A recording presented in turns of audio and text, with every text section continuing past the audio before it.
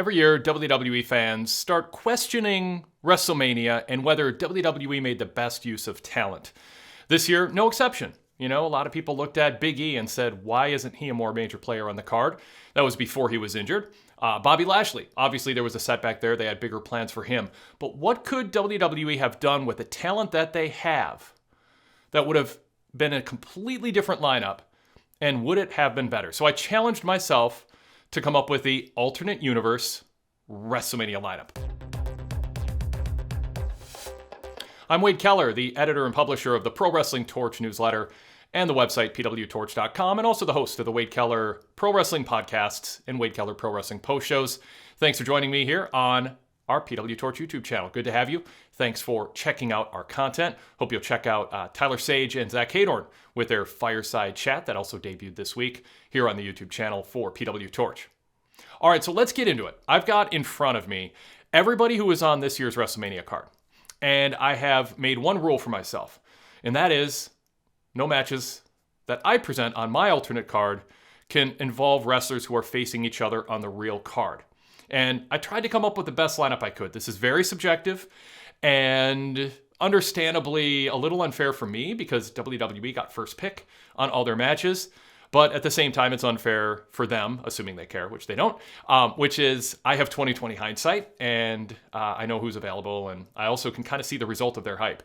Now, one of the problems with this type of challenge is they have already laid out all their hype, and so in some ways it's built up their matches more than people imagined they could be built up. You know, maybe you're caring more about Sami Zayn and Johnny Knoxville than you thought possible. So don't be too hard on me. WWE has had 3 months of television, roughly, to make you care more about these matches than you thought possible, or make you more indifferent towards them too. But let's imagine that if WWE had this alternative lineup that I'm presenting, they would have put forth a similar effort, you know, a similar quality effort in terms of writing the storylines and the promos and building up the matches.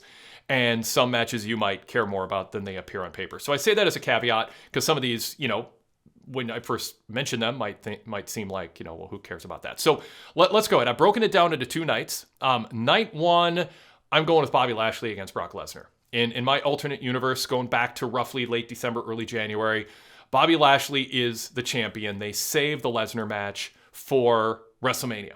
And I mean, I just think this match with proper build-up and proper setting in a WrestleMania-type atmosphere, no more explanation needed. This is a WrestleMania caliber main event with their backgrounds. And I look forward to hopefully them doing this someday, you know, actually having full-fledged build to Lashley Lesnar.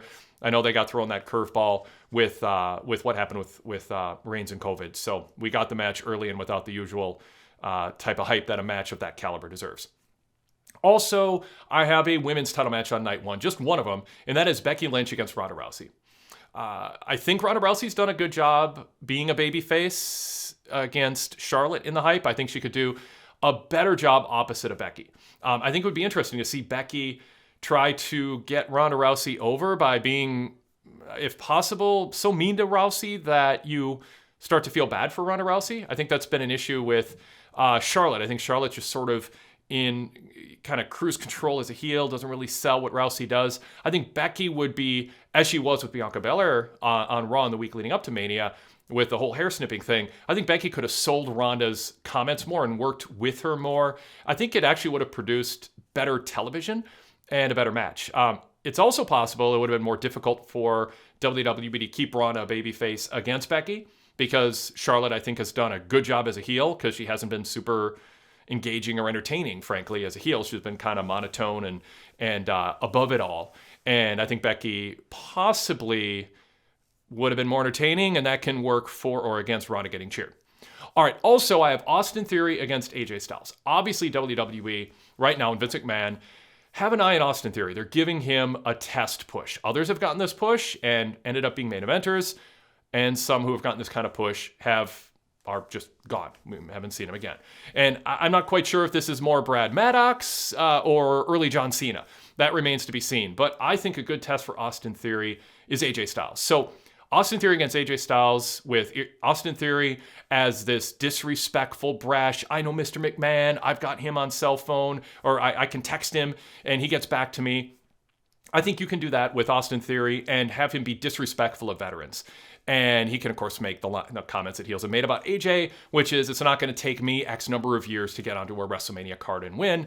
So, and I think fans would like to see AJ in that match. And also, it's a good test for how good Austin Theory can be. So that's one of my top matches there. Drew McIntyre is a challenge. I have Drew McIntyre against Jey Uso.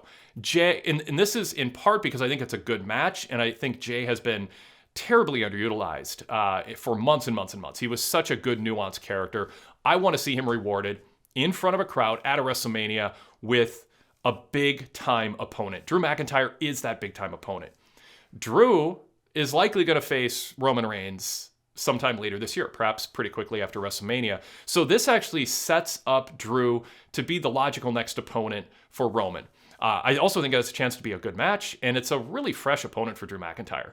I think he can show what he can do. You have Jimmy Uso at ringside, running interference, distractions, whatever, making sure that that if Jey has advantages against Drew, that Drew doesn't look weak. You can, the way WWE books, you can have Jimmy be one of the reasons that gives Jey an advantage. All right. I also like the idea of Edge against Kevin Owens. Keep Edge babyface, Kevin Owens a heel, and you just have them, cut promos against each other and go out there and have a great match. I think, again, there's millions of ways you can make that match interesting, and the build to it will be really good. And that way we save the special lighting coming down on Edge. We aren't subjected to that, and Edge suddenly having, whatever it is he's going through now. That's so different than, it's such a sharp difference. It doesn't seem believable from the Edge that we saw in the feud with Miz. So this is a more natural follow-up to the Miz feud, and you get a good match out of it. All right, also, Finn Balor, I have against T-Bar. T-Bar, I just think is underutilized, and you can have a good undersized babyface Balor against a larger T-Bar. Fills out the undercard a little bit. You can come up with various storylines for it, to put a secondary title on Finn or T-Bar to add interest to it. I have Seth Rollins against Veer. I think obviously Veer's going to be ready on Monday, the Monday after WrestleMania. He's being advertised, so have Veer come in sooner and have Seth. And you can do the same storyline. I want an opponent for WrestleMania. I don't have an opponent. I challenge anybody to come in, and I want doesn't have to be anybody somebody I've never wrestled before. Come on, and people might be thinking Cody, but and then Veer shows up, and you can actually give a pretty good boost to Veer out of the gate in his relaunch by having him have ideally a really good, well-constructed match with Seth, and I think Seth can be an agitating heel. My idea is Veer comes in as a babyface. He's just that ass-kicking, kind of Goldberg-esque, like they said, send Veer, kind of like send Hook. You just have Veer have a mystique about him and start him off that way. So that's my idea for Seth. Damian Priest, he's gotten tremendous TV time this year, and he deserves something on WrestleMania, so I have him against Shelton Benjamin for the U.S. title. I admit this was a match I put together when I didn't have a lot of wrestlers left to work with, but hey, Shelton's got a history with that belt, and so let him build a storyline around it, and I think you can have a good match. Damian Priest and Shelton Benjamin should have a decent undercard match, and then finally I've got Sasha Banks teaming with the Viking Raiders against Shayna Baszler, Sheamus, and Ridge Holland. I like the idea of protecting the Raiders these last 3 months, building them up, while Sheamus and Holland are beating people up and maybe beating up hapless foes more aggressively than seems, sportsmanlike. And the Viking Raiders come to their defense. Come to the defense of these wrestlers, and Sheamus and Ridge find ways to avoid them until they eventually are in a tag match. You can have the tag match on TV. Somehow you work in that Sheamus and Holland are aligned with Shayna Baszler. I like that. What you got going on with Regal and Moxley and Bryan Danielson. You can do something along those lines with Sheamus, Holland, and Baszler. Give them a faction name. They're just ass kickers, and they align. I think you could do some interesting TV skits too to kind of establish a believable bond that they have. And then Sasha is just sort of a natural fit in a semi-significant match here if they were to tell the story well. So that's my night one lineup for WrestleMania. You can look at what WWE's offering and make your own call of whether that's better or not. So move on to night two. Now, in my world, everything is different because starting back late December, early January, And therefore, Big E doesn't get tossed onto his head. He's available. And so I've got Big E against Roman Reigns in the main event. I like this match. You find a way to get, Big E wins the Royal Rumble and chooses Reigns. And you take Big E's momentum from the fall and you apply it to a WrestleMania match. And, it's a fresh opponent for Roman if you protect Big E. This is a match that seemed possible 4 months ago and 5 months ago, and there's no reason they couldn't have gotten it red hot for Mania. And then the other women's match is Charlotte against Bianca Belair. I am just flipping opponents for Charlotte and Becky here. It's a good matchup, and it delays Becky and Bianca for later, so it doesn't seem like a rerun from SummerSlam as much as that was a match. And you can certainly make this work, and Charlotte's going to be booed against Bianca, so that just seems pretty obvious. I have Randy Orton and Riddle against Gable and Otis. I've loved the work Gable and Otis have done on TV the past month or two. I think they've been a breakout act for WWE, and you just keep them away from Orton and Riddle in a 2-on-2 match until WrestleMania, or you have a couple matches, and this is sort of the rubber match or the blow-off match. I like the 2-on-2 situation. I think they have chemistry, and I think adding a third team just makes it more busy than it needs to be. All right, then I've got Sami Zayn against Cody. Yes, I'm utilizing Veer, and I'm utilizing Cody. I think they're both fair game. I'll put it that way in my alternate universe here. And again, I just think Sami Zayn is an agitating heel, and they're going to come up with something that explains why Cody answered Sami's challenge, or Sami says, I'm out of fresh opponents, bring me someone, whatever. And then, the promos would just be, I think, fantastic. And I think Cody can be eased into the WWE universe and the way that they do promos with a pro like Sami opposite of him. And you have Cody's deadpan sense of humor, which I'm a fan of. You could see it on the reality show that he did with Brandy. I think Cody playing off of Sami could be a blast. I also am going to go forward with the Dominik versus Rey feud. I think Dominik has been showing signs, intentional or not, that he can be a heel. And just a punk kid. I didn't like the idea of Rey being the bad guy. I think Dominik overreacts to Rey having Dominik's best interest in mind, and I think it's relatable, and it just gives you the Rey versus Dominik match that it seems like they pretty clearly had in mind at one point. Also, Kofi and Xavier. Xavier's healthy in time for WrestleMania against Angel Garza and Humberto Carrillo. It's a good match, good undercard take match. I also have Xia Li against Natalya. I have Apollo Crews and Commander Aziz against R-Truth and Omos. I would have not broken up AJ and Omos and had Omos as a Styles go face and Omos stay heel.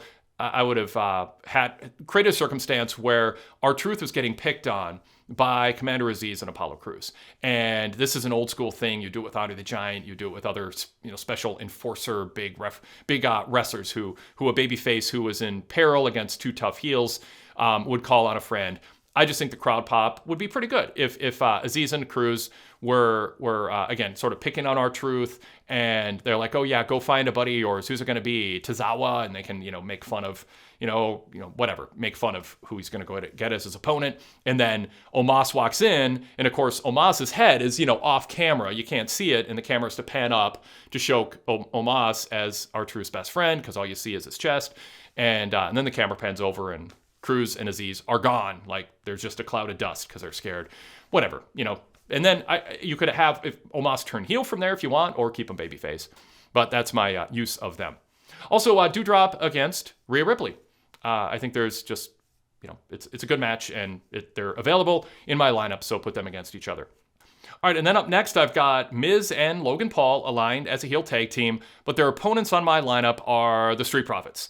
I think that this is a good way to elevate the Street Profits and give Montez Ford, especially because I think he's a future single star for WWE, a chance to be in the mainstream eye. Have some promos back and forth on talk shows. I think you can have Montez and Dawkins represent WWE on one side against Miz and Logan Paul in media interviews and talk shows and that kind of thing. And I think it's a way that would elevate the Street Profits, and certainly I think better use than throwing them in the tag match like they've done. Then I have, I think, a better use of Happy Corbin and Madcap Moss against Shinsuke Nakamura and Boogs. You got Corbin and Moss as two buddies, well, until the last few weeks when they made them look like they weren't getting along because Moss's jokes were at the expense of Corbin, and he didn't find that endearing. they would stay together and be cracking each other up. And then Nakamura and Boogs, we saw the sponsored truck adventures they went on, and they're pals too. I just think that works well. So find a way to get those two teams crossing paths, maybe, well, whatever. You can come up, imagine different things. And then, so I didn't leave them off the card. I got Jey Uso against Mansoor. Again, this can be a kickoff show match or something like that. But in terms of utilizing all the talent, I wanted to get them on the show. And then I want some good wrestling on the show, so I'm going to put Ricochet against Cedric. And when I say good wrestling, I mean like a dose of athleticism, because there's going to be some matches that are more storyline based, that are more celebrity based, that are more lumbering wrestlers telling a story in the ring. Let's get some athleticism out there. So put Ricochet and Cedric out there and just let them have a WrestleMania moment and shine against each other with some athletic moves. So a few wrestlers who didn't make my WrestleMania lineup can be put in the Andre the Giant Battle Royal, although I don't know if there's enough wrestlers left over to make a full-fledged Battle Royal. But you've got Reggie, Shanky, Jinder Mahal, Dolph Ziggler and Robert Roode, but they're more NXT based going into this show. Drew Gulak, Akira Tozawa. But again, you can put together an Honor the Giant Battle Royal with those wrestlers and some others. Maybe have a few double up on the WrestleMania lineups that I presented. So I've used a lot of wrestlers. Maybe there's too many matches for 2 nights of wrestling. Certainly there's some matches that can be cut. You can throw Jey Uso and Mansoor in the Andre the Giant Battle Royal. There's a few other wrestlers who I didn't use in singles matches, like Akira Tozawa, Drew Gulak, Reggie, Shanky, Jinder Mahal. You can bring Dolph Ziggler and Robert Roode in for the Andre the Giant Battle Royal.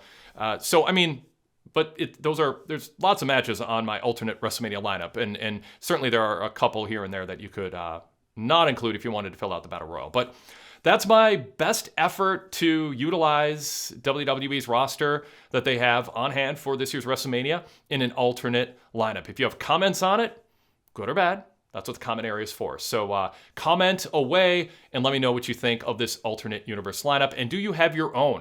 You don't have to produce the full lineup, but you can make top 4 matches for night 1, top 4 matches for night 2, or something like that, and include them below, and I will take a look. Thanks for joining me here on the PWTorch YouTube channel. If you have ideas for this type of exercise, a thought exercise, give me a challenge or give me a topic to explore for 10-15 minutes, you can always email me at kellerwade@gmail.com. You can also find me on Twitter @thewadekeller. You can follow our brand @PWTorch, and we appreciate you tuning in and joining us here on the PWTorch YouTube channel. And don't forget to hit the subscribe button and also like this video if you enjoyed today's video. And if you're not checking out my podcast yet, go ahead and subscribe. Search Wade Keller on the podcast app that you use and subscribe to both the Wade Keller Pro Wrestling Podcast and the Wade Keller Pro Wrestling Post Show. One is a red logo, one's a blue logo. The post shows are my live call-in shows that we stream live and then have available for download later on, following Raw, Dynamite, and SmackDown every Monday, Wednesday, and Friday night. And you can also subscribe to our Blue Logo show, which is our podcast, which is a more traditional podcast with our weekly flagship covering all the top stories in pro wrestling, a wide array of wrestling promotions and subjects that we talk about. And we also have flashback shows from 5 and 10 years ago, some great interviews from our archives, pay-per-view preview episodes, and more. Again, just search Wade Keller for those. And you can also search PWTorch for the entire library of our free podcasts, including the PWTorch Daily Cast and our weekly free sample of our PWTorch VIP podcast.